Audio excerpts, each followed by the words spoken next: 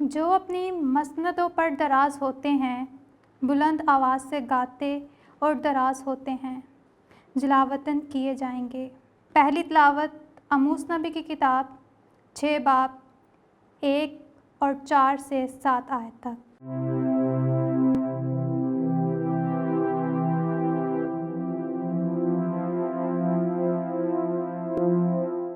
خداوند قادر مطلق فرماتا ہے، ان پر افسوس جو صہیون میں چین سے اور کوہستان سامریہ میں اطمینان سے رہتے ہیں، یعنی رئیس اقوام کے شرفاء پر جن کے پاس اسرائیل کا گھرانہ آتا ہے، جو ہاتھی کے دان پلنگوں پر لیٹتے اور اپنی مسندوں پر دراز ہوتے ہوں، جو غلہ میں سے بروں کو اور مویشی خانہ میں سے بچھڑوں کو لے کر کھاتے ہوں، جو سارنگی کی آواز کے ساتھ گاتے ہوں اور داؤد کی طرح اپنے لیے موسیقی کے ساز ایجاد کرتے ہوں، جو بہت نفیس مے پیتے ہوں اور بہترین عطر اپنے بدن پر ملتے ہوں، لیکن یوسف کی شکست حالی سے غمگین نہیں ہوتے، اس لیے وہ پہلے جلاوطنوں کے ساتھ جلاوطن ہوں گے اور ان دراز ہونے والوں کی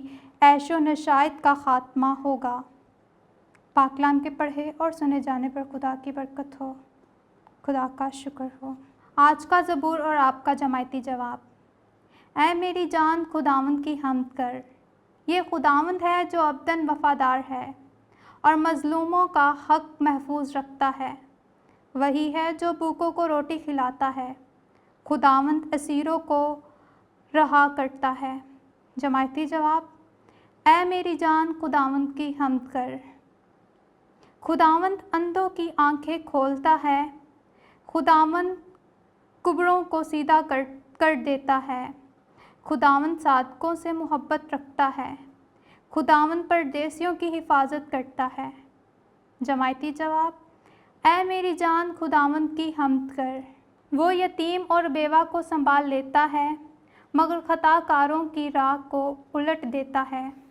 اے صہیون، خداوند یعنی تیرا خدا ابدالآباد تک پشت در پشت سلطنت کرے گا۔ جماعتی جواب۔ اے میری جان خداوند کی حمد کر۔ جن باتوں کی تجھے تاکید کی گئی ہے ان پر خداوند کے ظاہر ہونے تک عمل کر۔ دوسری تلاوت مقدس پولس رسول کا پہلا خط تیموتھوس کے نام، 6 باب 11 سے 16 آیت۔ اے مرد خدا، تو ان باتوں سے باغ اور صداقت، دینداری، ایمان، محبت، صبر اور ملامت کا طالب ہو۔ ایمان کی اچھی لڑائی لڑ، اس حیات ابدی کو قابو کر جس کے لیے تو بلایا گیا ہے اور تو نے بہت گواہوں کے سامنے اچھا اقرار کیا ہے۔ میں خدا کو جو سب کو زندہ کرتا ہے اور مسیح یسوع کو جس نے پنطوس پلاطس کے عہد میں جلالی شہادت دی ہے، گواہ لا کر تجھے تاکید کرتا ہوں کہ تو بے داغ اور بے الزام رہ کر ہمارے خداوند یسوع مسیح کے ظاہر ہونے تک حکم کو حفظ کر رکھ، جسے وہ بروقت ظاہر کرے گا، جو مبارک اور واحد حاکم، بادشاہوں کا بادشاہ اور خداوندوں کا خداوند ہے۔